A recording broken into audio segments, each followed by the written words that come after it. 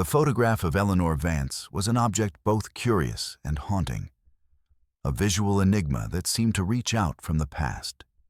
Its silent gaze filled with an uncanny quiet. She was a young girl, no older than 12, with wide, unblinking eyes that stared into the lens with an expression that was both distant and deeply unsettling. Her face, pale and still, was framed by dark curls that cascaded gently over her shoulders, though it was not the soft details of her appearance that drew the observer's attention. It was the gaze, the way her eyes seemed to look beyond the camera, beyond the world itself, as though seeing something the rest of us could not. The photograph was never intended for public viewing. It was taken in the small, unassuming parlor of Eleanor's childhood home, its backdrop a simple drapery. Yet it held within it an unspoken tension. There was something about the photograph that set it apart from any ordinary portrait, a subtle distortion, perhaps, or an unexplainable intensity that made it feel less like a captured moment and more like an artifact from a forgotten world. For many who had seen it, there was a shared sense of discomfort. They spoke of feeling watched, of feeling as though Eleanor's eyes followed them no matter where they moved. It was this photograph that first piqued the curiosity of Dr. Hartwell, a noted researcher in the field of medical anomalies. When he first came across it, it was little more than a passing curiosity, a forgotten relic of a small-town family. But the more he looked, the more it disturbed him. There was something about the girl's expression, something that suggested her innocence was merely a mask, hiding a deeper, more ominous truth. As the photograph sat in his hands, his eyes traced the edges of her face, searching for clues that might explain the air of mystery surrounding her. Eleanor Vance was no ordinary child, he would soon learn. The photograph was merely the first thread in a web of unsettling events that would challenge the very limits of medical science. But for now, it lay still, its quiet surface offering no answers. It was as if the girl herself had already retreated into the shadows, leaving only this photograph behind to hint at the strange and terrible fate that awaited her. The photo was widely shared, passed from person to person, each one of them feeling the weight of its gaze, each one intrigued by its mystery. Yet, it was not until Dr. Hartwell began his investigation into Eleanor's life that the true depths of her story began to unfold, layer by layer. The photograph, it seemed, was only the beginning. The first question it raised, who was this girl, would lead to another. What had happened to her?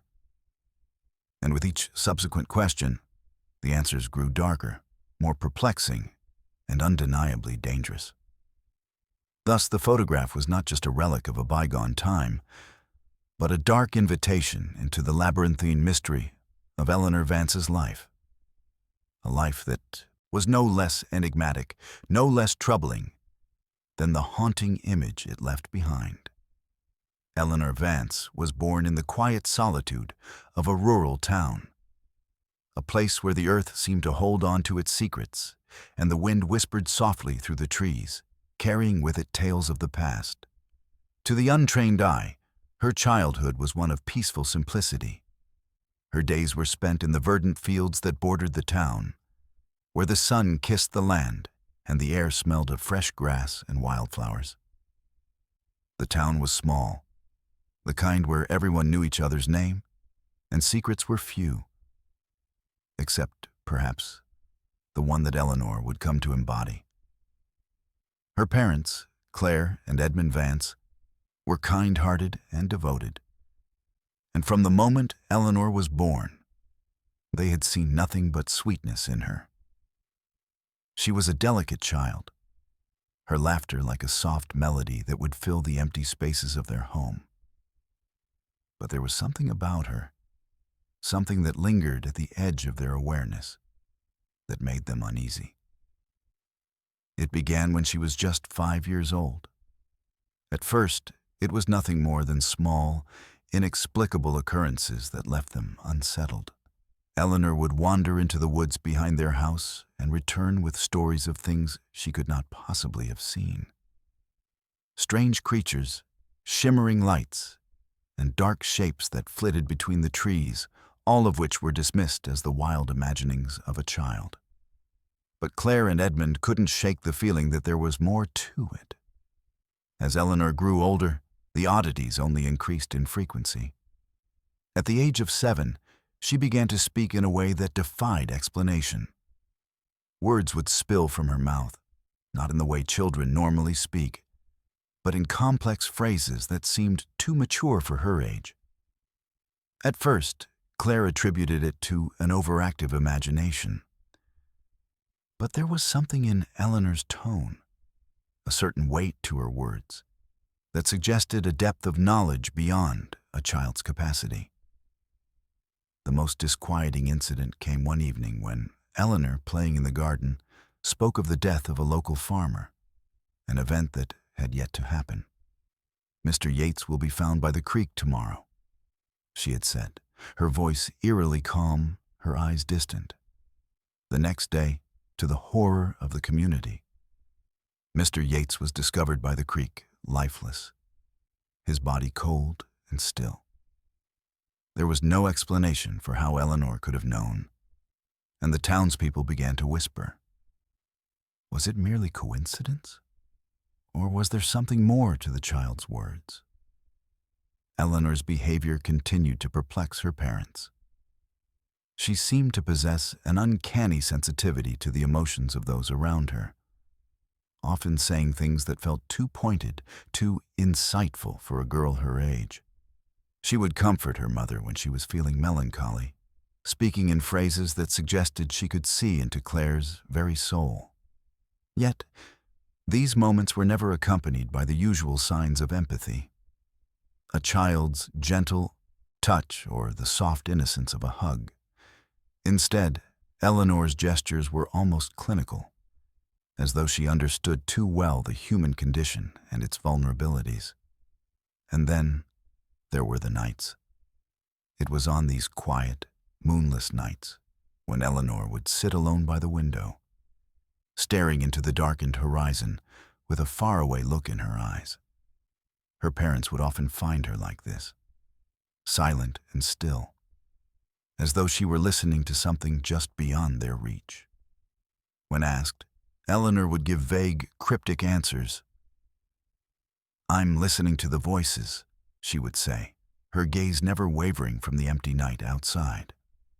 Her parents chalked it up to an overactive imagination, but the growing unease in their hearts told them otherwise.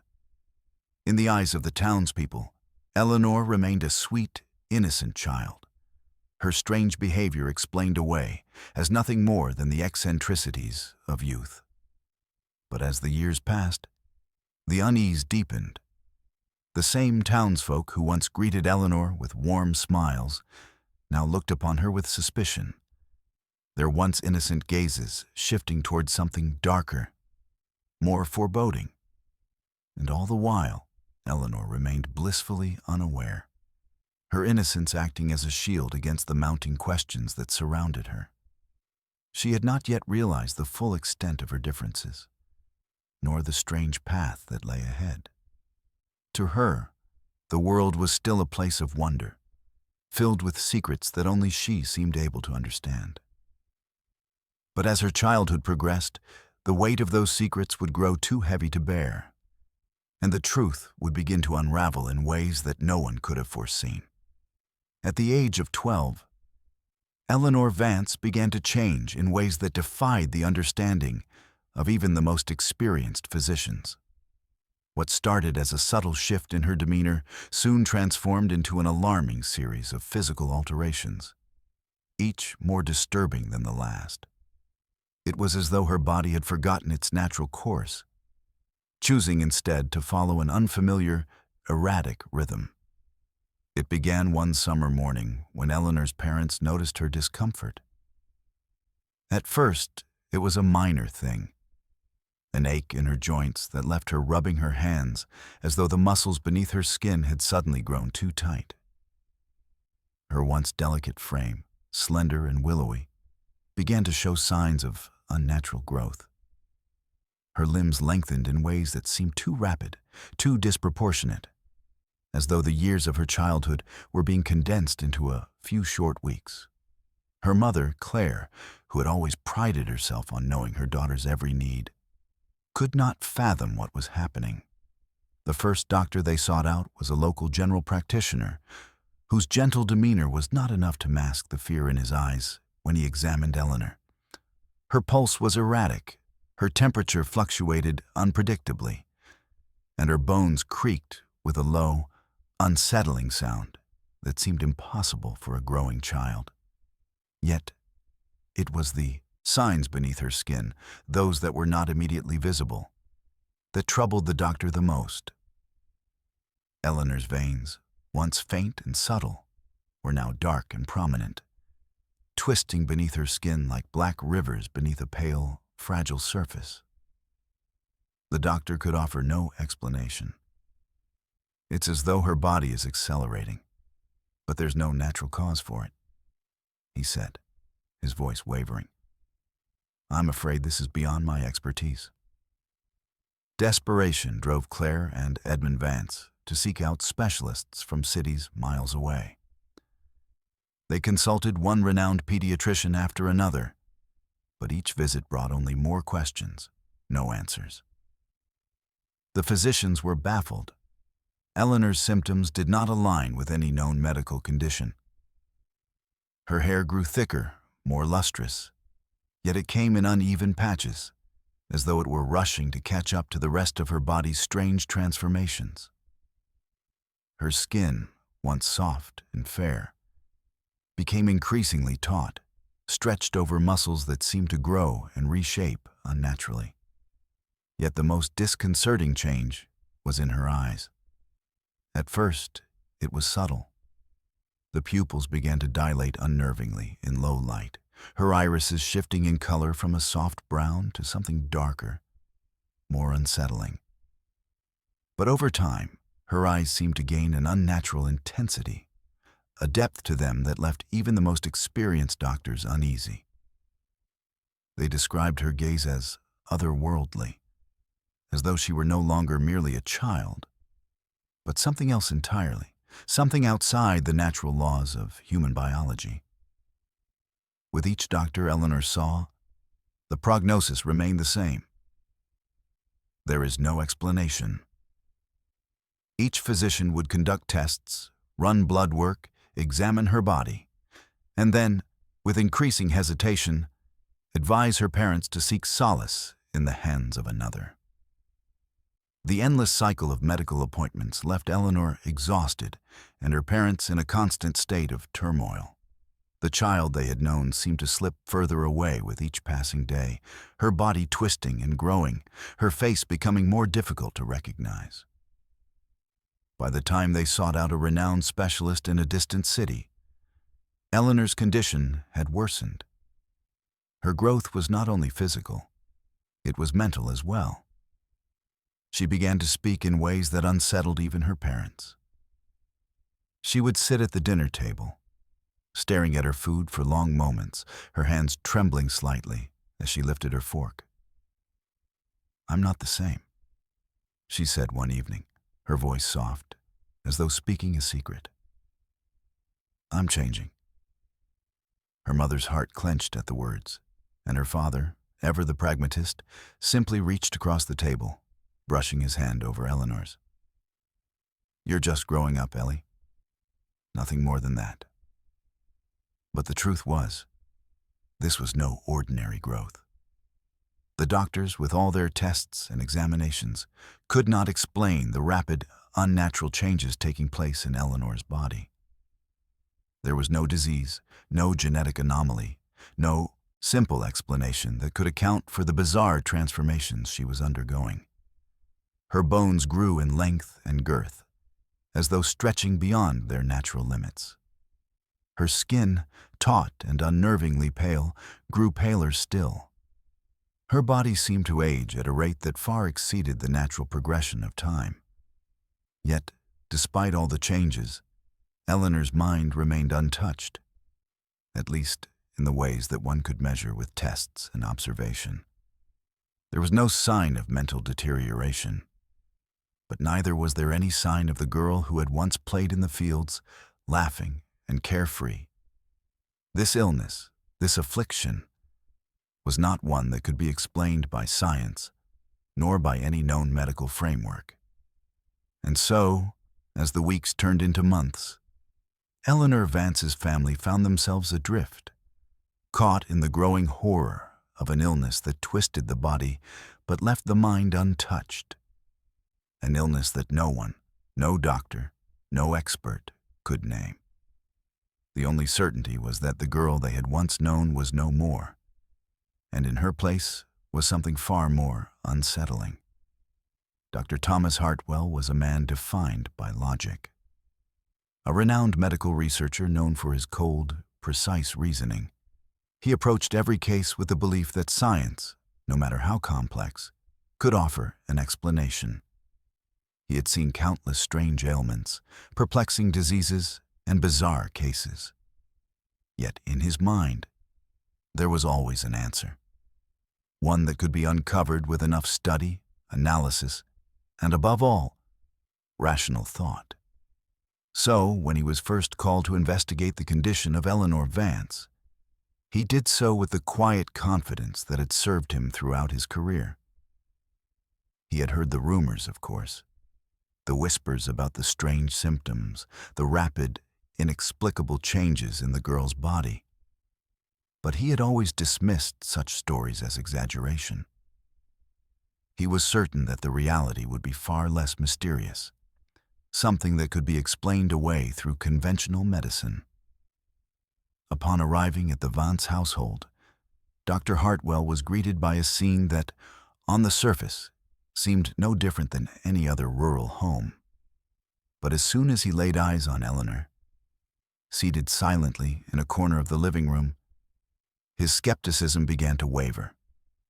The girl sat motionless, her wide, dark eyes locked onto him with an intensity that made the hairs on the back of his neck stand on end.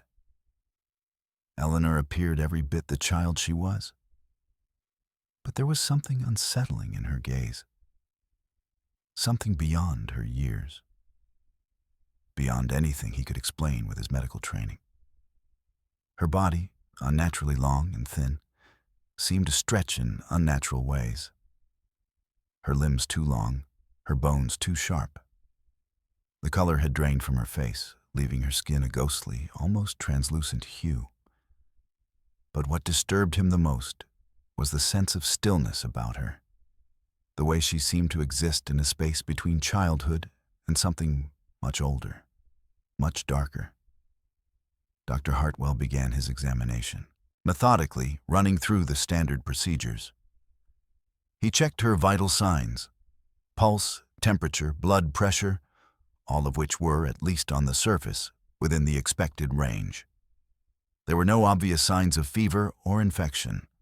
Her heart rate was erratic, but nothing that could not be explained by stress or anxiety. Her blood work revealed no abnormalities that would suggest a diagnosable illness. There was no virus, no bacteria, no genetic disorder that could explain the strange transformations. Yet, despite the seemingly normal results, there was no denying the physical evidence in front of him. Eleanor's growth, the changes to her skin, her strange behaviors. None of these could be easily dismissed. As he spent more time with the Vance family, Dr. Hartwell's skepticism deepened into frustration. He observed Eleanor over the course of several days, attempting to rationalize her symptoms through the lens of known medical science. He considered the possibility of a rare, undiagnosed metabolic disorder, perhaps something that caused accelerated growth. But this theory did not account for the unusual pigmentation changes in her eyes, or the odd, otherworldly presence that seemed to emanate from her. One evening, while sitting alone in his hotel room, Dr. Hartwell reviewed his notes once more. His mind, ever logical, churned through the possibilities. He dismissed supernatural explanations, of course. He was a scientist. But there was something in his gut, something unquantifiable, that told him there was more to this than mere biology. Eleanor's symptoms defied conventional understanding. And with each passing hour, his belief in the limitations of science grew shakier. Could it be that the human body was capable of more than he had ever imagined? Could there be forces at play beyond the scope of his knowledge? He could no longer dismiss the growing unease that clung to him as he studied Eleanor. The sense that something was not right, that her condition was not merely a medical anomaly, but something deeper, more profound, began to take root in his mind. But to what end? What was he missing?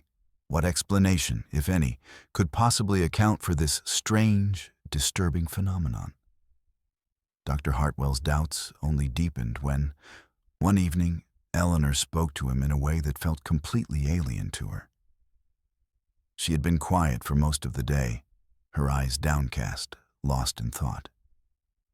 Then suddenly, she lifted her gaze to meet his, and in a voice far older than her years, she said, "You don't understand, do you, Dr. Hartwell?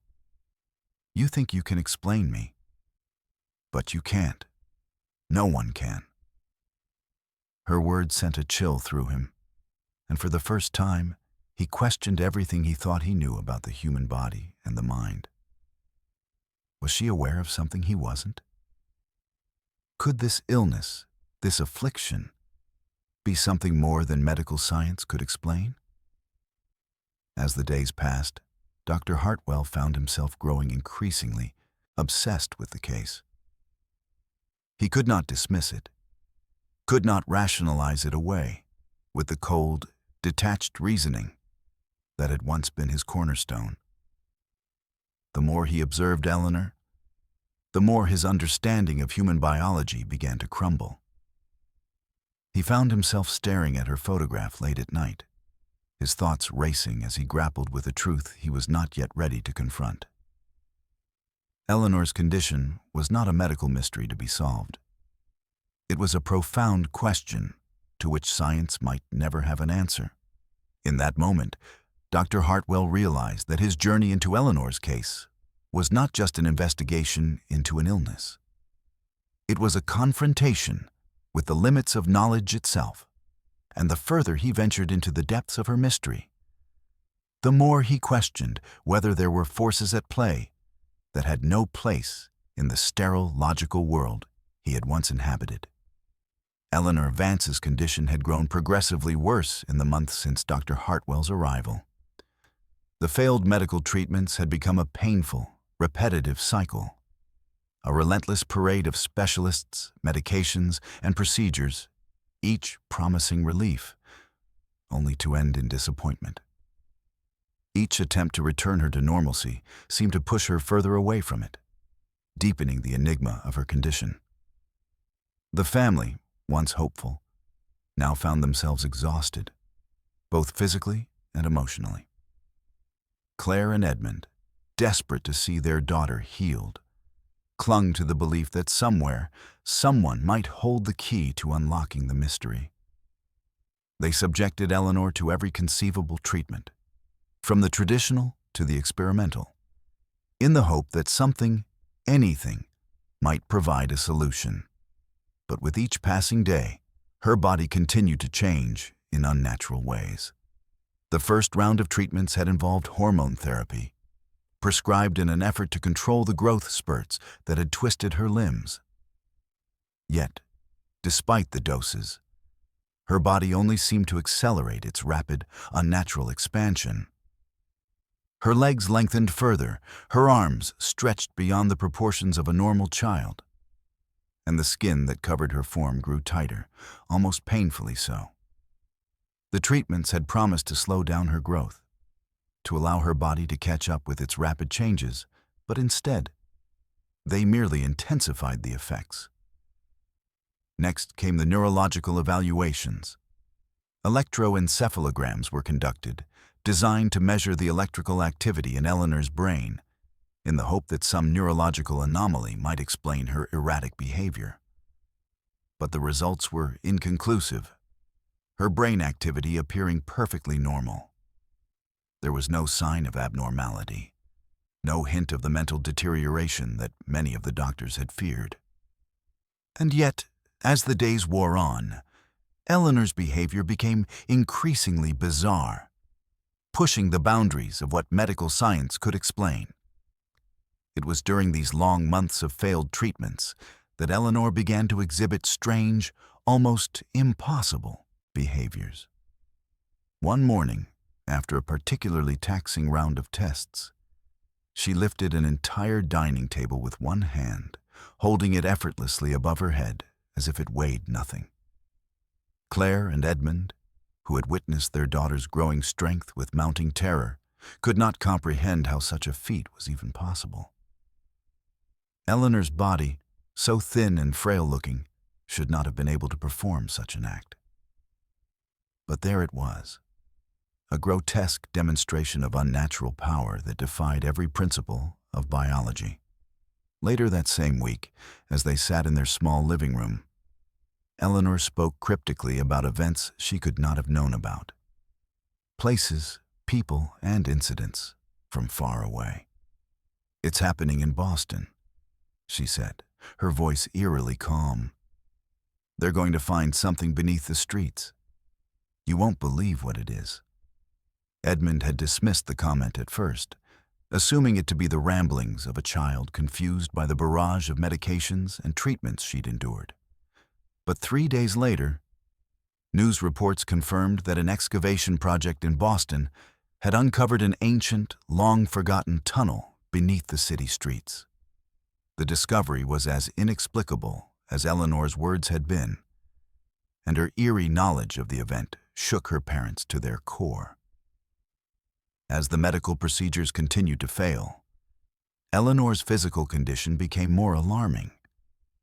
Her skin, once pale, now bore strange markings, dark veins that spidered across her limbs like dark roots spreading beneath the surface.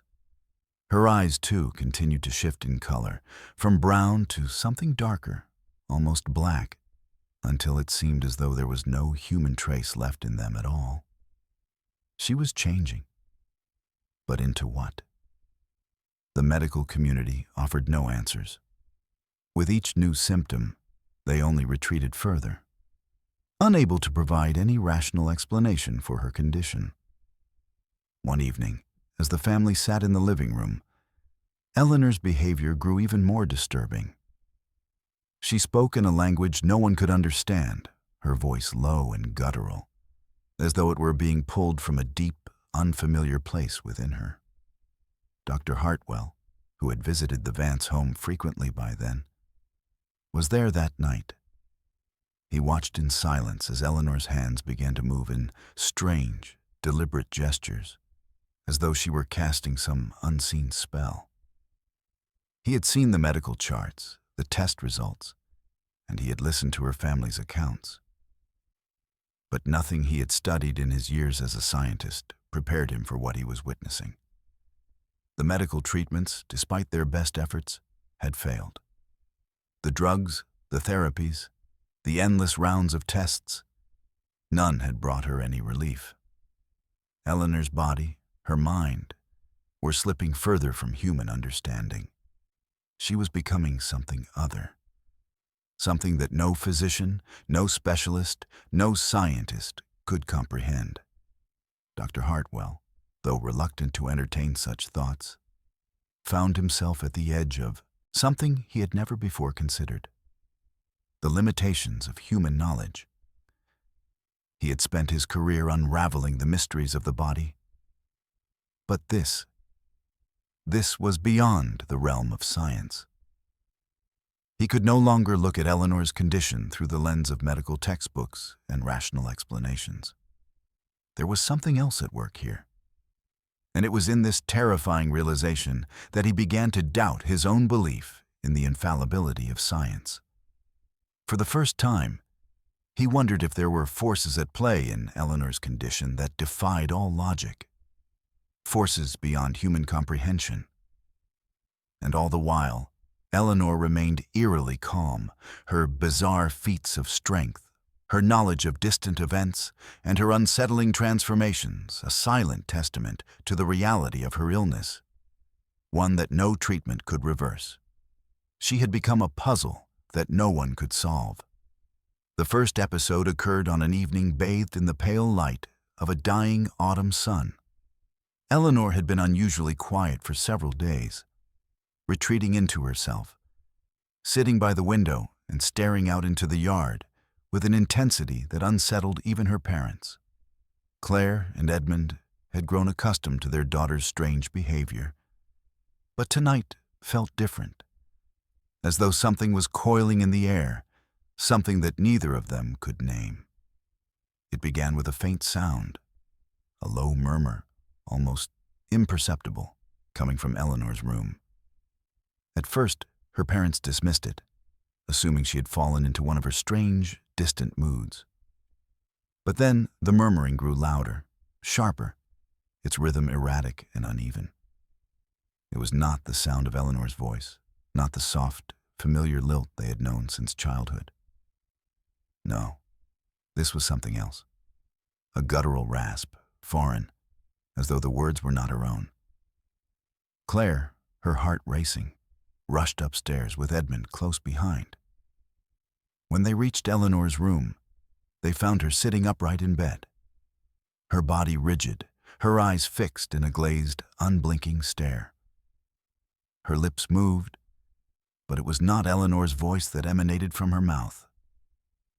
Instead, the words were spoken in a deep, resonant tone that vibrated through the walls, words that Claire could not understand, words that seemed far older, far more ancient than any language she had ever heard. Eleanor? Claire's voice trembled, but there was no response. Eleanor's gaze remained fixed, her eyes hollow, as if she were staring into something no one else could see. Edmund stepped forward, a rush of protective instinct flooding him. "Ellie, stop it. It's just a bad dream," he said, his voice breaking the air like a knife. But it did nothing to stir her from the trance she seemed to be locked in. The air around them grew heavy, oppressive, as though the walls themselves had absorbed the words Eleanor had spoken. Claire looked at her daughter, her heart sinking in her chest.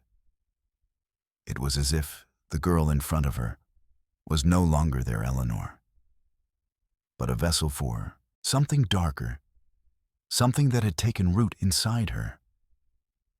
In desperation, Claire placed a trembling hand on Eleanor's forehead. But the moment she touched her, Eleanor's body jerked violently, as though struck by an invisible force. Claire recoiled, her heart pounding, as Eleanor let out a sound, an inhuman cry, like nothing she had ever heard. And then, as quickly as it had started, the episode stopped. Eleanor's body slumped forward, her head hanging loosely. The eerie voice, the unnatural speech, it was gone. In the silence that followed, only the sound of Eleanor's ragged breathing filled the room. "Is she?" Edmund began, but the words died in his throat as he watched his daughter. She lifted her head slowly, her eyes now once again her own, though the light in them seemed dimmer, as though she had returned from somewhere far away. There was no recognition in her gaze, no awareness of what had just occurred. Eleanor looked at her parents blankly. "What happened?" she asked, her voice trembling as though she had just awoken from a dream. Her parents stood frozen, unsure whether to be relieved or horrified. What they had just witnessed could not be explained by any rational medical framework. There had been no physical evidence, no signs of a stroke, no known mental disorder that would account for such an episode. And yet, in that room, they had felt the unmistakable presence of something otherworldly, something malevolent. Over the next few weeks, similar episodes became more frequent, each one more intense than the last. Eleanor's condition worsened, her behavior spiraling further into the realm of the inexplicable. She began to speak in tongues, phrases that made no sense, words that seemed to vibrate with a chilling resonance. At times, she would scream at invisible figures, thrash about violently as though struggling with unseen hands, only to collapse into an eerie, silent stillness. The medical community, divided and uncertain, could offer no explanation. Some insisted it was a case of severe mental illness, perhaps a form of dissociative disorder or psychosis. Others whispered about possession, about something more sinister taking hold of Eleanor's body and mind. The Vances sought out every possible form of help, from psychiatric care to spiritual counseling. But the answers remained elusive. Claire, ever the hopeful mother, refused to believe that Eleanor was beyond saving. Edmund, on the other hand, felt an increasing sense of dread, as if each new episode was a reminder that his daughter was slipping away from them, pulled into an abyss they could not reach. Desperation led them to call upon a local priest, who performed a quiet exorcism in their home. The ritual, meant to rid Eleanor of whatever demon had taken hold of her, proved to be as ineffective as every medical treatment before it. As the episodes continued, each more violent than the last, Eleanor's strength seemed to grow, her body contorting in ways that defied explanation.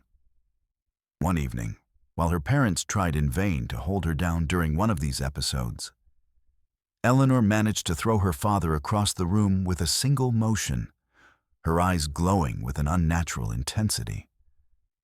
It was as if she were no longer the fragile girl they had raised, but something far stronger, far more dangerous. They were at a loss.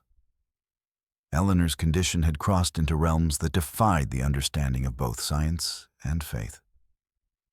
Was it possession, as some claimed, or something else entirely? A mystery that neither time nor reason could unravel. The truth, it seemed, would remain elusive, as terrifying as it was incomprehensible. The decision to seek an exorcism was not made lightly. For months, Eleanor's condition had spiraled beyond their comprehension. Her strange outbursts, unnatural strength, and eerie knowledge of distant events had left her parents desperate. With every failed medical treatment, every futile attempt to understand what was happening to their daughter, Claire and Edmund found themselves at a crossroads.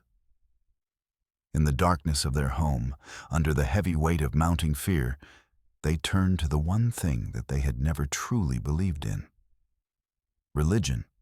Desperation had brought them here, to the threshold of something unknown, something that neither science nor reason could explain. It was Father Daniel who came to their door, a man of advanced years but resolute faith. He had been called to many homes before, though his experiences with such cases had been few. Despite his experience, he approached Eleanor's case with a wariness that mirrored the unease in her parents' eyes. They told him everything: the strange episodes, Eleanor's violent outbursts, her unnatural strength, her unsettling knowledge. Father Daniel listened in silence, his face inscrutable. When they finished, he looked at Eleanor with a somber expression, as though he had already come to a conclusion. There are forces at work here that cannot be explained by medicine or logic, he said quietly, his voice carrying a weight of finality. We will attempt the ritual, but be prepared, for this will not be easy. The night of the exorcism, the house seemed different, oppressive as if the very air had thickened with something invisible. Eleanor had grown quiet, unnervingly so. Her eyes dark and distant as she sat in the center of the room, her hands clasped tightly in her lap. There was no sign of the violent outbursts or erratic behavior she had exhibited in the past. It was as though she was waiting for something. Or perhaps, as her parents feared, something was waiting for her. Father Daniel began the ritual in the dim light of the living room, his voice steady but grave as he recited the ancient prayers. The air was heavy with the scent of incense, thick smoke curling in the corners of the room. Claire and Edmund stood at a distance, watching their daughter with a mixture of hope and terror, clutching each other for support. As Father Daniel's words grew louder, the tension in the room mounted. At first, there was nothing. Just the low, rhythmic chanting, the occasional crackle of the incense, and Eleanor sitting silently, her eyes half closed. Then, suddenly, she snapped to attention, her head jerking upwards as if drawn by some unseen force. Her lips twisted into a grotesque, unnatural smile, one that was far too wide, too jagged, for a child's face. "You think you can save me?" Eleanor's voice rasped. But it was not Eleanor's voice. It was deep, guttural, something ancient that made the hairs on Claire's neck stand up. The words seemed to vibrate in the very walls of the house, heavy and threatening. "You are all so blind." Father Daniel did not falter. He continued his prayers, his voice firm, his faith unshaken. But Eleanor's eyes, once dark, now burned with an unnatural light, an eerie glow that seemed to come from within, as though her very soul had been replaced by something else. The room grew colder, the shadows lengthening and curling around them. And then Eleanor's body began to twitch, a violent spasm running through her limbs. She shrieked, an inhuman sound, full of pain and fury, that rattled the windows and sent tremors through the floorboards. Her parents instinctively stepped forward, but Father Daniel held up his hand, his face contorted with strain. "Stay back," he warned, his voice tight with effort. "This is not your daughter anymore." Eleanor's head snapped backward, and her body arched as though held by invisible hands. She let out another scream, this time filled with such raw, primal fury that it seemed to shake the very foundation of the house. Her body twisted unnaturally, her limbs contorted in ways that no human body should be capable of. Edmund recoiled, a look of horror on his face, as his daughter was no longer the fragile child he had once known. Father Daniel's prayers grew louder, his words desperate as he continued the ritual. But nothing changed. Eleanor's behavior only grew more erratic, more terrifying with each passing moment. Her voice fluctuated between guttural, deep tones and the high, terrified shrieks of a child.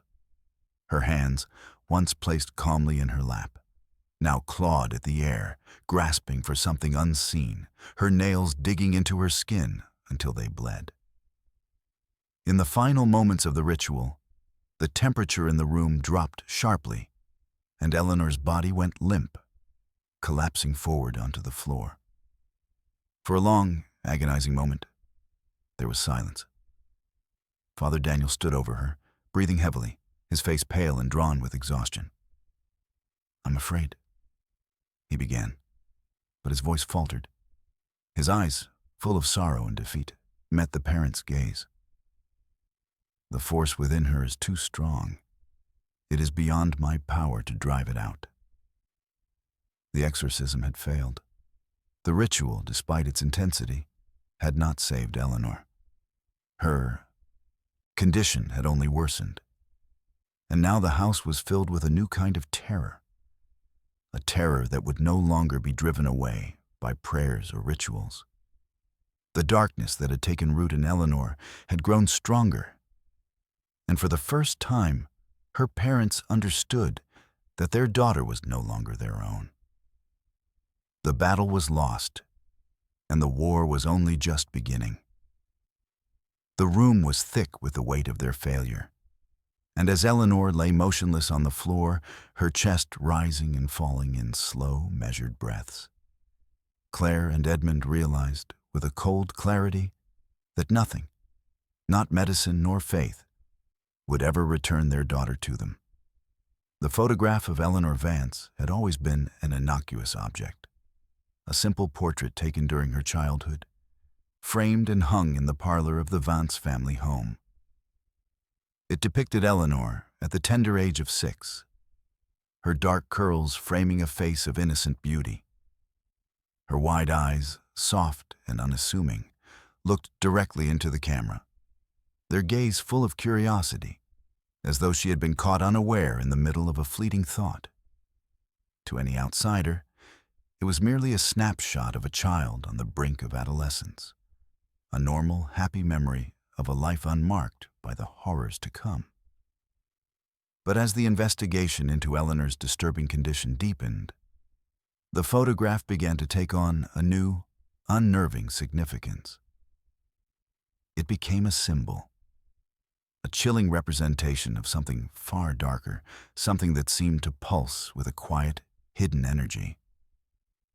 Eleanor's illness, her unexplained transformations, her descent into madness, all of it had become linked to this single image, an object that had once seemed so innocuous. It began with those who had come to study Eleanor's case, the doctors, the specialists, and even the few remaining members of the community who dared to visit the Vance household. At first, no one thought much of the photograph. But those who dared to look at it for too long began to report strange sensations, a growing sense of unease that crept over them as they gazed at the image. Dr. Hartwell, who had once been resolute in his scientific detachment, was the first to experience the disquieting effects. During a visit to the Vance home, as he reviewed Eleanor's medical records and notes, his eyes wandered to the photograph hanging on the wall. He had seen it many times before, but this time something was different. As he studied the image, a strange tension settled in his chest. The air in the room seemed to thicken, growing heavier with each passing second. His pulse quickened, and a faint sense of dizziness overtook him. He turned away, attempting to shake off the feeling, but it clung to him, like a shadow he couldn't outrun. Later that evening, in his hotel room, Dr. Hartwell struggled to fall asleep. Every time he closed his eyes, the image of Eleanor's face, those dark, distant eyes, flashed before him. He tried to dismiss it as a lingering effect of his exhaustion, but the image would not leave him. It lingered, like a fragment of a forgotten dream that he could not escape. His sleep was fitful, disturbed by vivid dreams in which he saw Eleanor, her face twisted in agony, her eyes pleading with him for help. The next day, he found himself reluctant to return to the Vance household, though he knew he had to. As he arrived, he noticed that the photograph seemed to draw him in once again. Despite his earlier reluctance, he could not help but study it once more. This time, the sensation was more pronounced, more intrusive. He felt as though the eyes of the girl in the photograph were following him, her gaze shifting ever so slightly, as if she were aware of his every movement.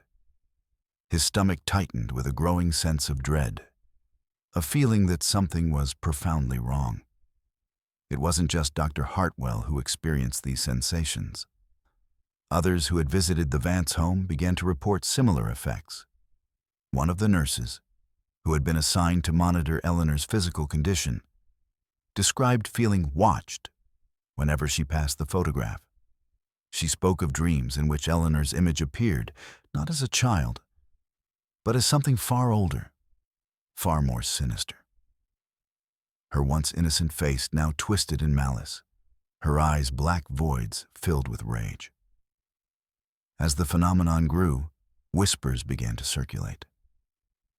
Some of the townspeople who had known Eleanor as a child began to avoid the Vance home altogether, speaking in hushed tones about the strange aura that seemed to cling to the photograph. "There's something unnatural about that picture," one elderly neighbor confided, her voice low and trembling. "I don't know what it is, but when you look at it, you feel it. It's like it's alive, like it's reaching out to you." The photograph had become more than just a relic of the past. It had transformed into a gateway, a conduit for something beyond human comprehension. The longer it hung in the Vance home, the more it seemed to exude a kind of power, a dark energy that radiated outward, filling the rooms with a sense of unease. The more people stared at it, the stronger the sensation became. It was as though the photograph itself held a secret, a key to the mystery of Eleanor's affliction that no one had yet uncovered. And then there were those who, after gazing at the photograph, reported strange, almost prophetic visions. One night, Claire Vance, in a fit of desperation, stared at the photograph for what felt like hours, hoping for some kind of sign, some clue to explain the horrors that had befallen her daughter. As she gazed at Eleanor's innocent face, she felt herself slipping into a trance, her mind spinning with fragmented images. A vision of Eleanor, older now, standing at the edge of a vast, empty field, her eyes black and unseeing. It was a vision of something dreadful, something that felt like the end of all things. The photograph, once a mere token of a bygone time, had become a focal point for the inexplicable, a symbol of Eleanor's descent into the unknown. It was no longer just a picture, it was a catalyst, a key to the dark forces that had taken hold of her. And as the investigation continued, it became clear that this image was more than just a photograph.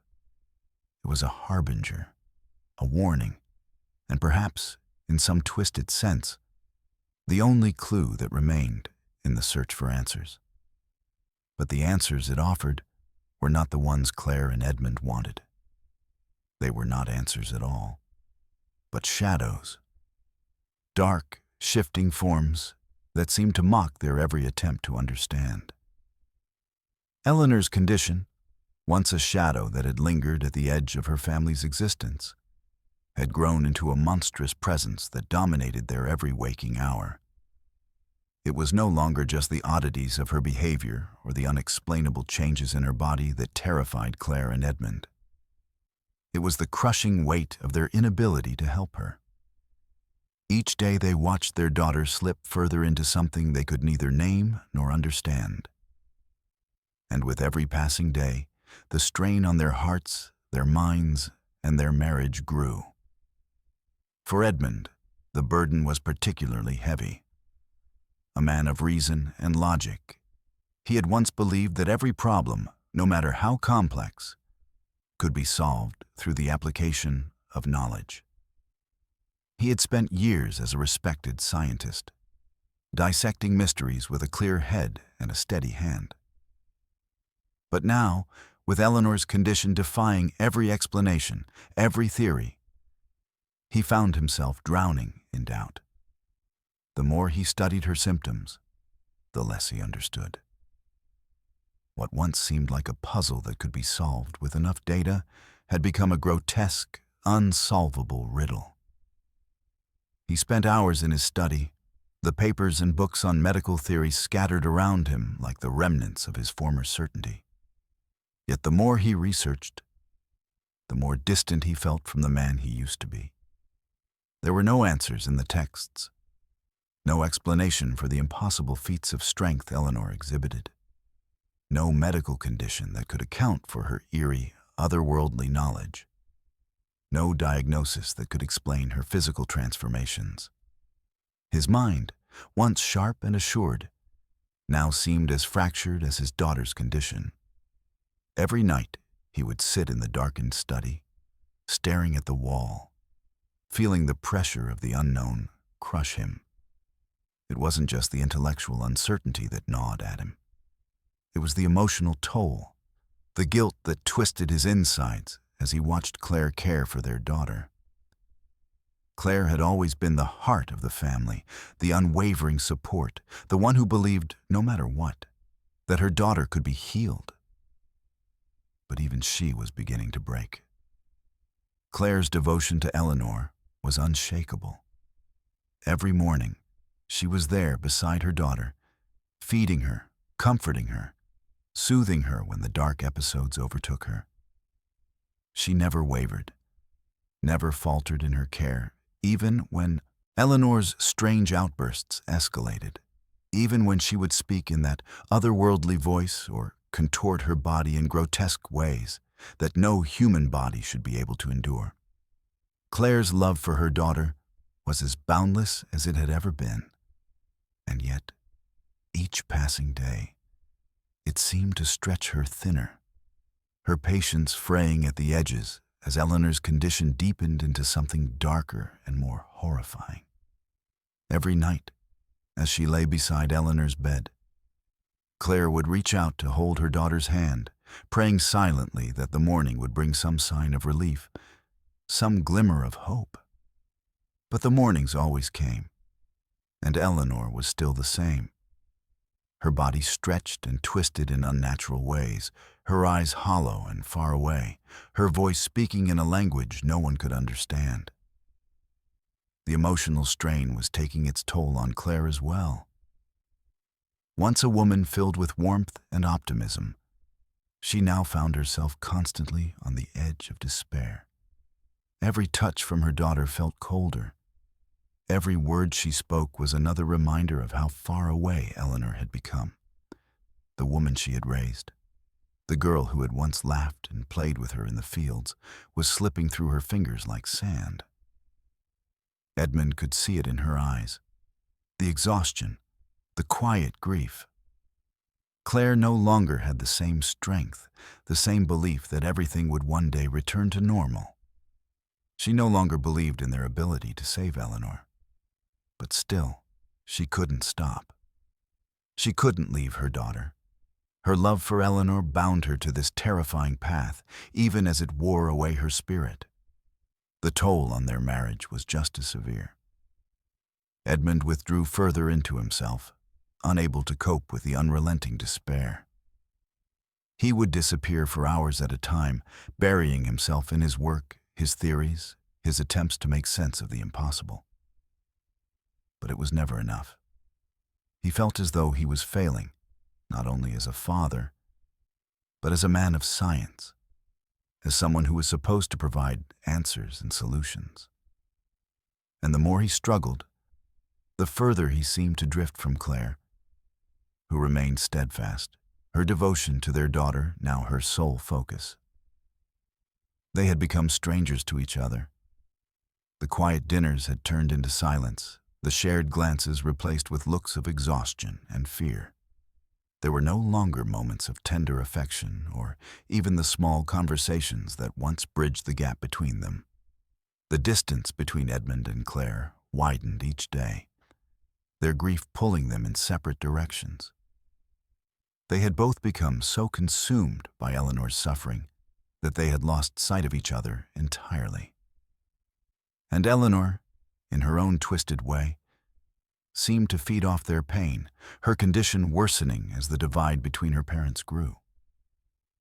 The house was filled with tension, with the heavy weight of unspoken fears, unasked questions, and unshed tears. It was as if the house itself had become an entity, a dark force that pulled at the family from every corner. In the quiet hours of the night, when the house was still, and only the sound of Eleanor's breathing filled the room, Edmund and Claire would sit side by side, their hands resting on the edge of their daughter's bed, holding on to each other for strength they didn't know how to find. Neither of them spoke of it, but they both knew. They were losing Eleanor, and they were losing themselves in the process. Eleanor's transformation had moved beyond the realm of the unsettling. into the truly unnatural. What began as a slow, almost imperceptible shift had escalated into a series of grotesque changes that left her parents in a state of constant dread. Claire and Edmund had watched, helpless and terrified, as their daughter's body seemed to reject its human form, morphing into something unrecognizable. It started with her eyes. Those wide, innocent eyes that once held the soft gaze of childhood began to shift. The change so subtle at first that it was hard to pinpoint when it had begun. At first, it was just a slight darkening around the edges of her pupils, an eerie shadowed ring that formed, deepening with each passing day. But then the color began to change entirely. Eleanor's once brown eyes faded into a shade of deep violet, unnatural and disturbing. Her pupils, too, became irregular, flickering with an unsettling light, as though they were reflecting some distant, unseen world that no one else could access. When Claire tried to look into her daughter's eyes for comfort, she found herself recoiling instead, unable to hold the gaze for long. It was as though the eyes before her were no longer those of her daughter, but of something otherworldly, something beyond the reach of human understanding. Her body, too, continued to shift in ways that defied explanation. The delicate frame that had once belonged to a girl of 12 began to elongate, her limbs stretching impossibly long. Her fingers grew longer and thinner, the bones beneath her skin contorting into grotesque angles that were not human. The skin itself had become unnaturally tight, as though it was stretched over her body by some invisible force. At times, Eleanor would move in a way that made Claire's stomach churn, her body twisting at impossible angles, her joints cracking with unnatural ease, as though they were no longer bound by the laws of human anatomy. There were moments when Claire thought she could hear the faint creaking of Eleanor's bones, stretching further, growing beyond their natural limits. But it was her strength that left the family most unsettled. It began with small displays, lifting a chair as if it weighed nothing, holding it in the air with one hand for minutes at a time, her face expressionless, as though the effort cost her nothing. Edmund, though skeptical at first, was forced to acknowledge what he had seen with his own eyes. She was stronger than any 12-year-old should have been, her body no longer a fragile vessel of adolescence, but a vessel of something far more powerful. Then came the night when Eleanor did something that neither Claire nor Edmund could deny. They had gathered in the living room, as they often did, hoping for some glimpse of normalcy, some sign that their daughter was still inside the body that seemed to be slipping away. The room was dimly lit, the only sound the ticking of the old grandfather clock. Eleanor sat in the center of the room, her eyes wide and vacant, her expression distant. Claire had been trying to talk to her, her voice soft and filled with the desperation of a mother seeking connection. But Eleanor didn't respond. Instead, she stared at the small table across the room, her gaze fixed upon a porcelain figurine that had sat on it for years. Without warning, the figurine trembled slightly, then rose from the table, hovering for a moment in midair before crashing to the ground, its shattered pieces scattering across the room. Eleanor's hand remained extended, fingers twitching as if still holding the object in place. Her eyes, now fully glowing with an unnatural violet light, flickered toward her parents, and in that moment they both felt a chill sweep through them, a coldness that was not of the room, but something that emanated from Eleanor herself. "Did you see that?" Claire whispered, her voice shaking. Edmund could hardly respond. He had seen it too. He had seen his daughter move the object with nothing but a look, a single, silent command. The terror that followed was immediate and suffocating. How could they explain this?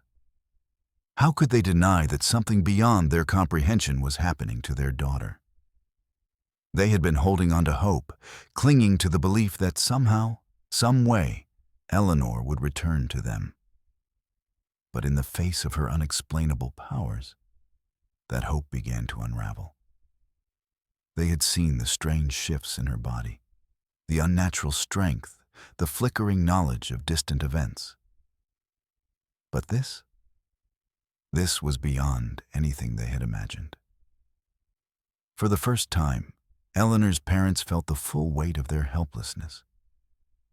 They were no longer caretakers of their daughter, but witnesses to an unraveling force they could not control. Eleanor, once a sweet and loving child, had become something else, something terrifying. Her transformation had ceased to be a physical anomaly and had become a manifestation of something darker, something that twisted the very fabric of reality around them. The next morning, the house was silent. Eleanor sat at the kitchen table, her expression unreadable, her hands folded before her. Claire, unable to hold back the tears any longer, reached out to touch her daughter's hand, but she hesitated, fearing what she might feel. Would it be her daughter, the girl she had raised, or something else? The warmth of Eleanor's skin was still there, but underneath it, something had shifted. The contact felt alien, as though she were no longer the girl they had once known. In the growing darkness of their home, Claire and Edmund understood, perhaps for the first time, that they had lost their daughter. What stood before them was something far more terrifying than any illness, any unknown affliction. It was something that had transcended human comprehension, an entity now inhabiting the body of the girl they had once loved. And in that moment, as they looked into her glowing eyes, they knew with a sickening certainty that nothing would ever be the same again. Dr. Thomas Hartwell had always prided himself on his unwavering belief in the power of reason, his faith in the scientific method so strong that it had been the foundation of his career. For years, he had solved medical mysteries with a clinical precision that had earned him respect in his field. But with Eleanor's case, everything he had believed in began to crumble. What he had initially dismissed as a rare psychological anomaly had become something far darker, far more complex than any medical textbook could explain. And with each passing day, he found himself drawn deeper into the enigma, losing sight of the man he once was. At first, Dr. Hartwell had approached Eleanor's condition with the same logical detachment that had served him for years. Her bizarre physical transformations, her outbursts of unnatural strength, her eerie knowledge of distant events. He had cataloged them as symptoms of some unknown psychological disorder.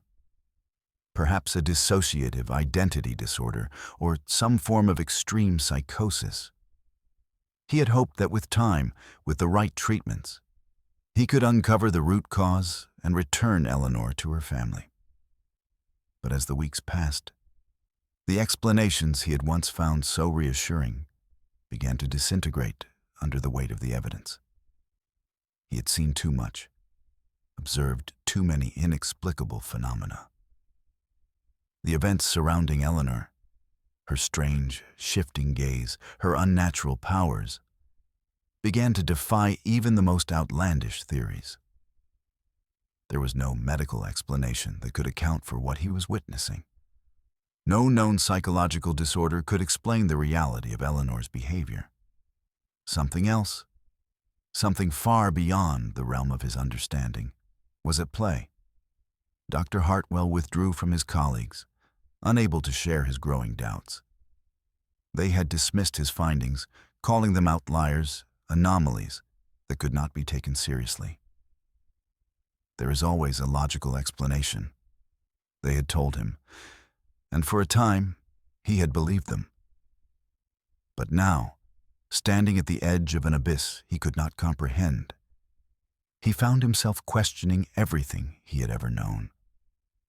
His belief in the infallibility of science, once his guiding light, now seemed fragile, easily shattered by the impossible reality unfolding before him. Unable to turn to his colleagues for guidance, Dr. Hartwell began to isolate himself. He delved into research, seeking answers in the very texts that had once seemed so solid, so unshakable. He combed through medical journals and psychological studies, but each theory, each hypothesis, only led him further into confusion. He searched beyond the boundaries of conventional science, turning to ancient texts and paranormal research in a desperate attempt to find something, anything, that could explain Eleanor's transformation. He began to immerse himself in the study of the occult, reading about rituals, possession, and phenomena that defied explanation. His nights were spent poring over tomes of folklore and myth, tracing the history of strange afflictions and unexplainable phenomena. He sought out scholars of the paranormal, consulting with those who had studied cases of alleged demonic possession and supernatural occurrences. But each conversation, each new discovery, only deepened his obsession, pulling him further from the grounded reality he had once occupied. The hours of research began to take their toll. Dr. Hartwell's appearance deteriorated. His once neat attire became disheveled, his face gaunt from sleepless nights spent hunched over ancient texts. His colleagues noticed his increasing absence, his growing withdrawal from the medical community. They questioned his focus, his sanity even. But Dr. Hartwell could not stop. The case of Eleanor Vance had consumed him. The more he studied, the more his conviction grew. There was something far more sinister at play, something beyond the reach of human understanding, beyond the grasp of modern science. He could feel his mind slipping away from him, his thoughts fragmented and erratic. He no longer knew where his obsession ended and where his belief in the supernatural began. The lines between science and mysticism blurred, and the more he uncovered, the less he recognized himself. He began to question his own beliefs, his own understanding of the world. If science could not explain Eleanor's condition, what else was there? Could the world of spirits, of ancient rituals and forgotten knowledge, offer a more complete understanding of her affliction? One evening, as he sat alone in his office, Dr. Hartwell stared at the many books and notes that had accumulated around him, each page a testament to his search for answers. The walls were filled with photographs of Eleanor, each one more disturbing than the last. As he looked at them, he was struck by the feeling that they were not just images of a sick child, but windows into something darker, something beyond his comprehension. Her eyes, once full of innocence, now seemed to bore into him, accusing him of his failure to understand, his failure to save her. It was in that moment that Dr. Hartwell realized he had crossed a line. He was no longer merely investigating a medical case. He was chasing something far more elusive and dangerous. The scientific objectivity he had once clung to had become a distant memory, replaced by an obsession that consumed him entirely. He had become a man lost, seeking the impossible, grasping at straws in an effort to uncover the truth that lay hidden beneath Eleanor's transformation. As he continued to delve deeper into the unknown, Dr. Hartwell knew there was no turning back. His obsession had become his reality, and Eleanor's fate was now entwined with his own. He could not and would not let go. Even if it meant losing himself entirely, he would uncover the truth. He had to. The final days of Eleanor's life were a descent into madness, not just for her, but for the family who still clung to the hope that they could bring her back from whatever abyss had swallowed her. The house, once a place of warmth and comfort, had become a prison of fear. The walls, once familiar, now seemed to pulse with a silent, suffocating weight, as though the very air around them had become thick with dread. Claire and Edmund tried in vain to maintain some semblance of normalcy, but the further Eleanor's behavior spiraled, the more impossible that task became. It began subtly at first, a quiet retreat into herself, as if the girl they once knew was slipping further away, hiding inside her own mind. Eleanor, once the bright, inquisitive child who had laughed in the fields and asked endless questions, had grown eerily silent. She withdrew from her parents, no longer engaging with them in conversation, no longer meeting their eyes with the same familiar warmth. She began to spend entire days alone in her room, the door closed, the silence stretching out like a heavy shroud. Claire would knock, always hoping for some response, but there was nothing, only the hollow sound of her own voice calling out to a daughter who no longer seemed to hear her. The moments when Eleanor would speak were few and far between, but when she did, her voice no longer carried the innocence it once had. It was soft, distant, as though coming from somewhere far away. The words were strange, cryptic, often nonsensical, like riddles wrapped in sorrow. "I'm not here anymore," she whispered one night, her eyes vacant. "I'm in the place where the shadows don't reach." Her gaze remained fixed on nothing, as if she were seeing a world beyond their own. Claire's heart broke with each passing day, but she refused to let go. She couldn't.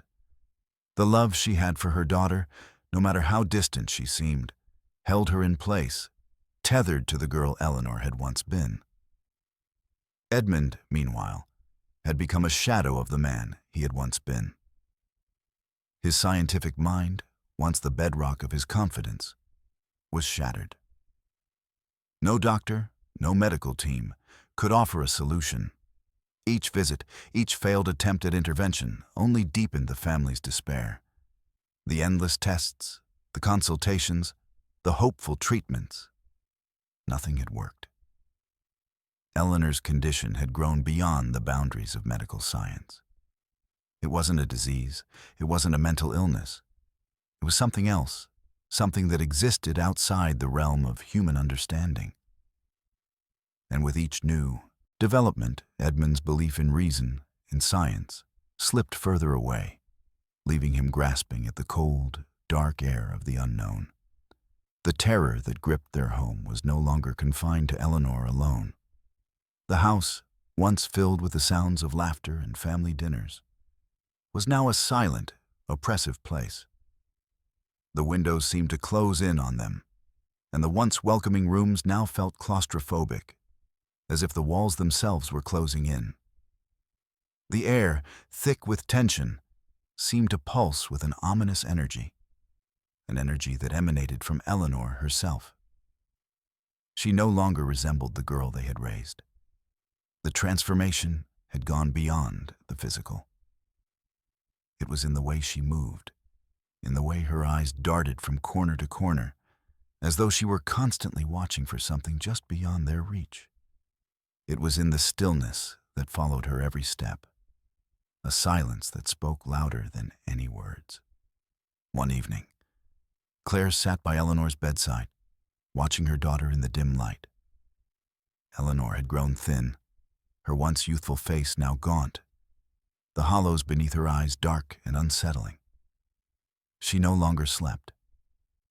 At times, Claire would find her awake, staring at nothing, her hands twitching at her sides as though she were fighting an invisible force. It was during these moments that Claire would catch glimpses of something in Eleanor's expression, a flicker of recognition, perhaps. But it was always followed by a chilling emptiness, a vacancy that left Claire trembling with dread. "Eleanor," Claire whispered one night, her voice breaking as she reached out to touch her daughter's hand. Eleanor didn't respond at first, but then, slowly, she lifted her gaze. meeting Claire's eyes for the briefest of moments. And then, just as quickly, her eyes went blank again, her hand slipping from Claire's grasp.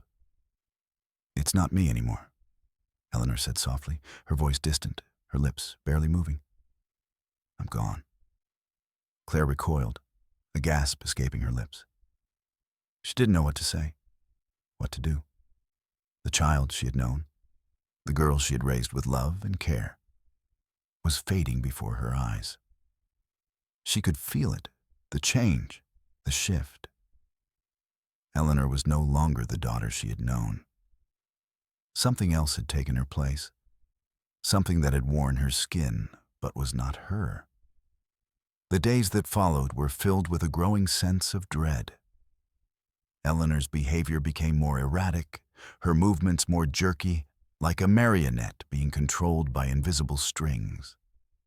She would scream in the dead of night, her cries raw and inhuman, and the house would shake with the force of her terror. Claire would run to her room, trying to calm her.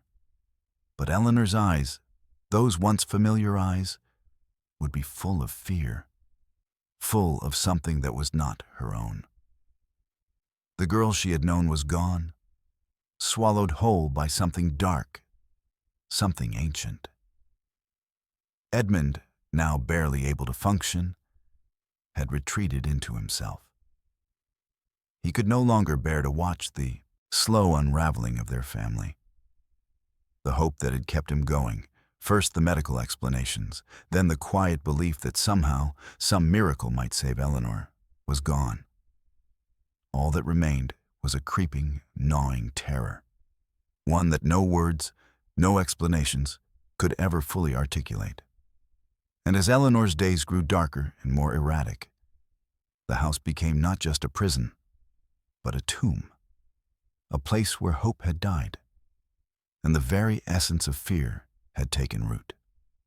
Eleanor Vance's death came quietly in the early hours of the morning, as though it had been waiting for the perfect moment when the house was still and the air thick with unspoken grief. There were no final cries, no frantic struggles. Only the calm, eerie silence that had come to define the final days of her life. It was a death that defied the very laws of nature, as if her body had simply given up, leaving behind a shell that seemed both impossibly fragile and at the same time completely unmarked by the years of torment she had endured. Claire found her first, alone in the darkened room. She had awoken in the night, an overwhelming sense of dread tugging at her. The kind of intuitive fear a mother feels when something is horribly amiss. When she entered Eleanor's room, she saw her daughter lying still in the bed, her body the same as it had been just hours before. The same pale skin, the same slender limbs that had once seemed so fragile, but had grown unnaturally strong. The same haunted eyes, now closed for the first time in weeks. There was nothing in the room that spoke of the violent, unpredictable force that Eleanor had become in her final days. She was, in death, eerily peaceful, as if she had finally surrendered to whatever had been consuming her. Claire's breath caught in her throat as she approached, her heart hammering in her chest. She reached out to touch Eleanor's face, her hand trembling. The coldness of her skin sent a shiver through Claire. But it wasn't the cold of death, no. It was something else. Eleanor's body had not changed, had not deteriorated. It was as if her life had simply been extinguished, leaving no mark, no sign of struggle. "Eleanor," Claire whispered, her voice breaking, but there was no response. The room, once filled with the sounds of her daughter's restlessness, was now completely silent, save for the faint rustle of the curtains in the night air. By the time Edmund arrived, his wife was still kneeling beside their daughter's bed, her hands clasped in prayer, her face twisted with a mixture of shock and despair. There were no words to say, no explanation to offer. Eleanor was gone. When the authorities arrived, along with the medical team that had been following Eleanor's case so closely, they could find nothing to explain her death. There were no external injuries, no signs of poisoning, no indications of any sort of natural cause. The coroner's report came back inconclusive. Eleanor's body was, in fact, entirely unchanged, as though she had merely fallen into a deep sleep from which she would never wake. There were no toxins in her system, no underlying medical conditions that could explain her sudden death. She had simply died. The lack of answers left the medical community dumbfounded. Dr. Hartwell, who had been called in to investigate the case one last time, stood over Eleanor's body, his mind unraveling. He had spent months, perhaps longer, trying to understand the inexplicable symptoms, the transformations, the strange powers Eleanor had exhibited. But now, in the face of her death, he was left with nothing but questions. His notes, once filled with meticulous observations and hypotheses, now seemed to mock him with their futility. Every theory he had entertained, every angle he had pursued, had led him to this: a dead end. There was no scientific explanation that could account for Eleanor's condition, and there was no explanation that could account for her death. Dr. Hartwell, a man who had once prided himself on his rational, scientific approach to the world, found himself questioning everything. He had devoted his life to the study of medicine, to the belief that the world was governed by laws that could be understood, explained, and controlled. But in the face of Eleanor's affliction, and now her death, he found himself confronting the most terrifying truth of all: that there were forces at play in the world that no amount of research, no amount of data, could ever hope to explain. Eleanor's death was a mystery that defied science, and he was no closer to solving it than he had been when he first encountered her case. As Dr. Hartwell stood in the empty room, staring down at the body of the girl who had once been so full of life, he felt a deep, hollow emptiness. It was not just the loss of Eleanor that struck him. It was the realization that the world he had known, the world that had once seemed so structured, so logical, was far more fragile and incomprehensible than he had ever imagined. The answers he had so desperately sought had not come. And now, Eleanor was gone, her mystery unresolved, her life reduced to a question that no one could answer. The photograph of Eleanor, still hanging on the wall in the corner of the room, seemed to stare back at him with those same haunting eyes, the same vacant expression that had plagued him for so long. The image that had once seemed like an innocent relic now seemed to pulse with an unsettling power, a reminder of the unanswered questions that would forever haunt him. In the silence that followed her death, there was only one thing that remained certain. The mystery of Eleanor Vance was a riddle that would never be solved. And for Dr. Hartwell, that knowledge, an open wound of uncertainty, would be his legacy. The scientific mind that had once been so certain, so sure of its own understanding, was left adrift in a sea of unknowable darkness, with only the ghost of Eleanor's story to guide him into the unknown. Eleanor Vance's death, quiet and unexplained, left behind a void that no one, neither the medical community nor her grieving parents, could fill. Her case, once an anomaly that might have been dismissed as a rare psychological disorder, became a historical enigma, a haunting puzzle that neither science nor faith could unravel. The mystery of Eleanor's transformation, her strange powers, her inexplicable death, lingered in the air like a dark, unsolved riddle, casting a shadow that extended far beyond the walls of the Vance family home. In the months following her death, the world seemed to take notice of her story in a way that none of them could have anticipated.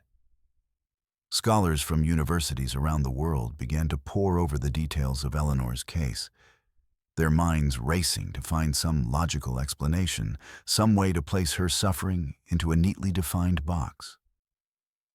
But the more they dug, the further they were pushed into the unknown.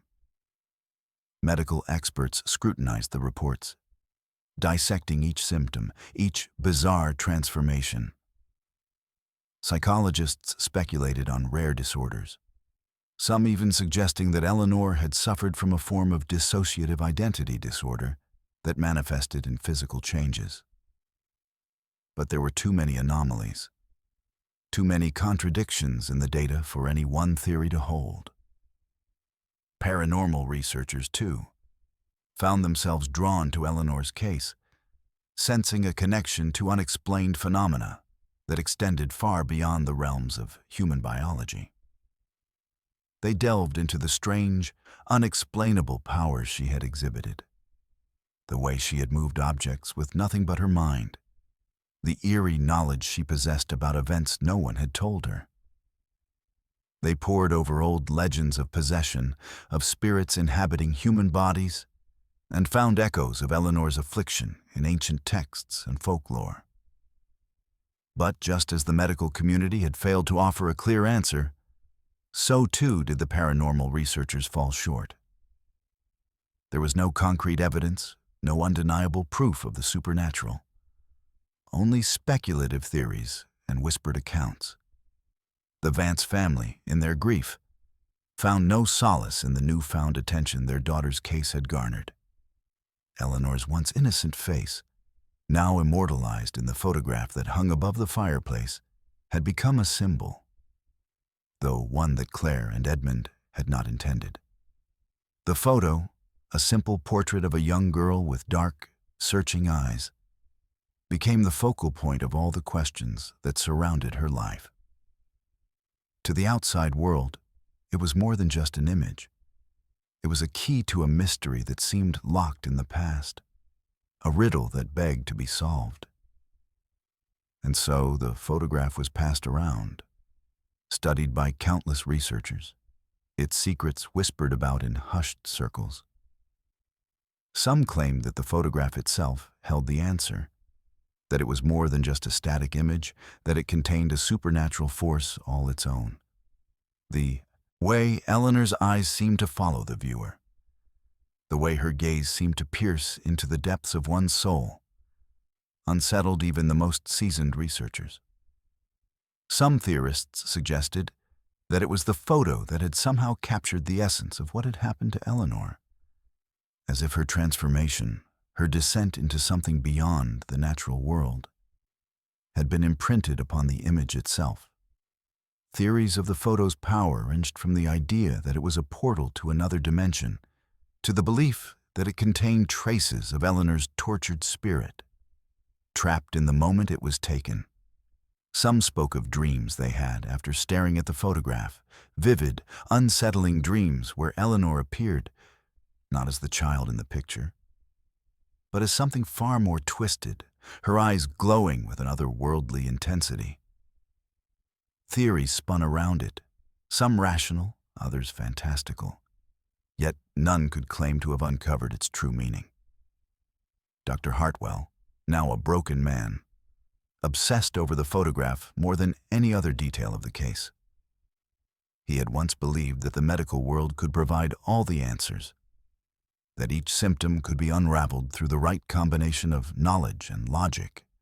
But Eleanor's case had shattered that belief, and now he found himself fixated on the photograph.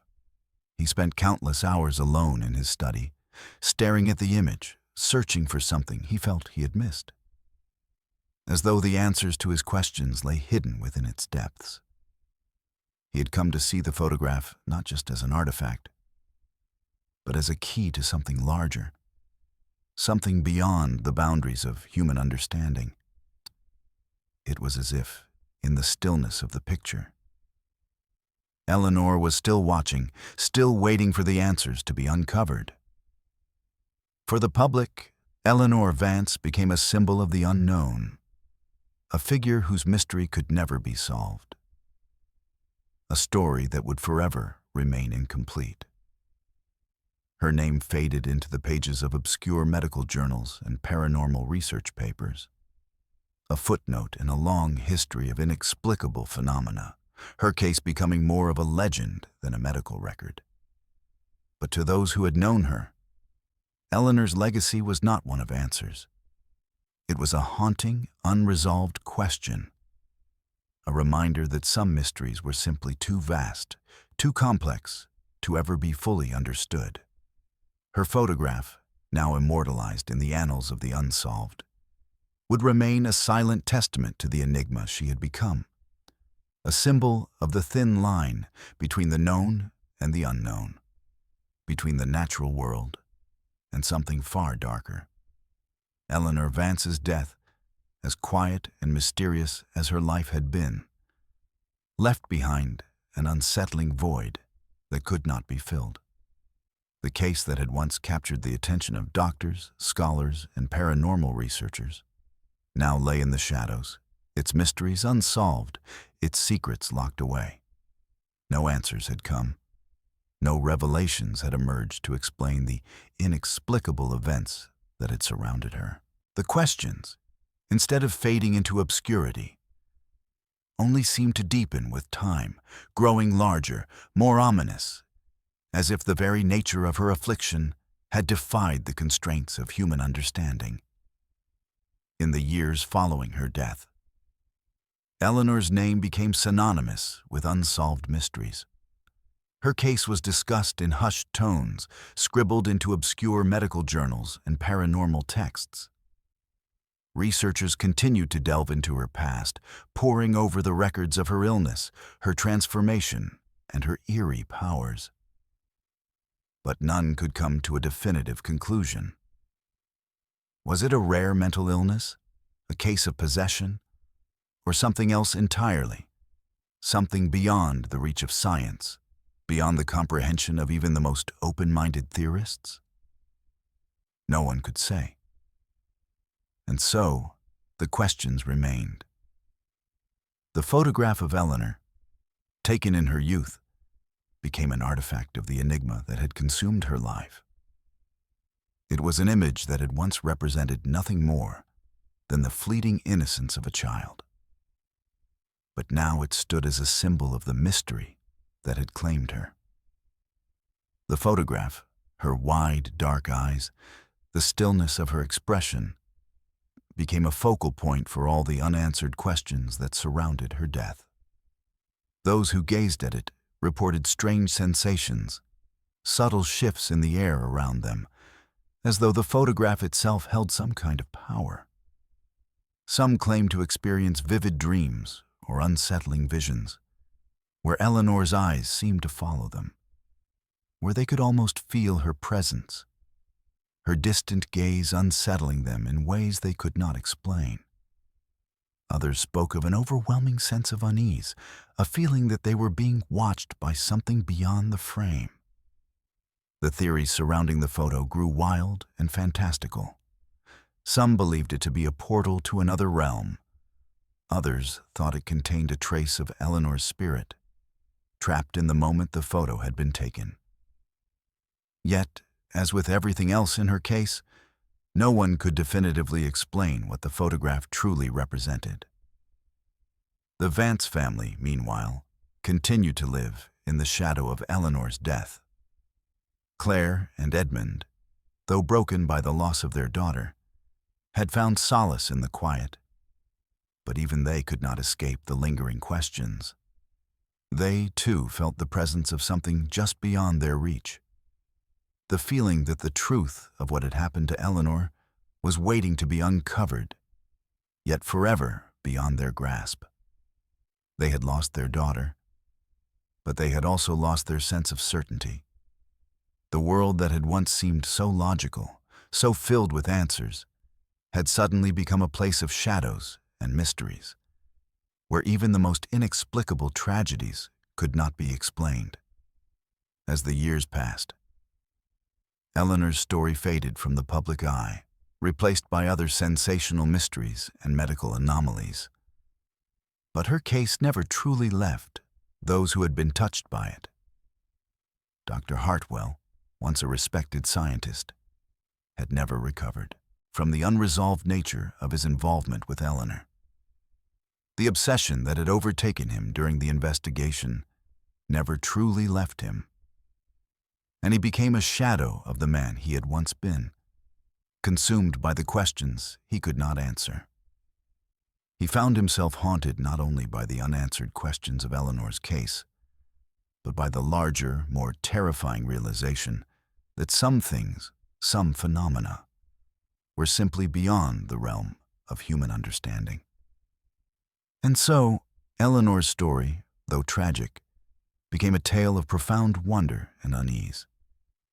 It was a story without resolution, a story that left those who heard it with more questions than answers. Her death, her transformation, the mysterious powers she had possessed, none of it could be explained. The medical community had failed her, as had every other avenue they had pursued in the desperate hope of finding an answer. And now, all that remained was a photograph, a lingering trace of a life that had been marked by an unimaginable mystery. The tale of Eleanor Vance closed not with clarity, but with the quiet echo of unanswered questions. Some mysteries, after all, are simply too vast for human understanding, too tangled and complex to be unraveled. Eleanor's story, with all its horror and wonder, remained a testament to that dark truth, an enigma whose answers would never be found, and whose legacy would linger, casting a long shadow over all who dared to seek the truth. The photograph, forever suspended in time, remained the only key, a key that could never fully unlock the door to the mystery it represented.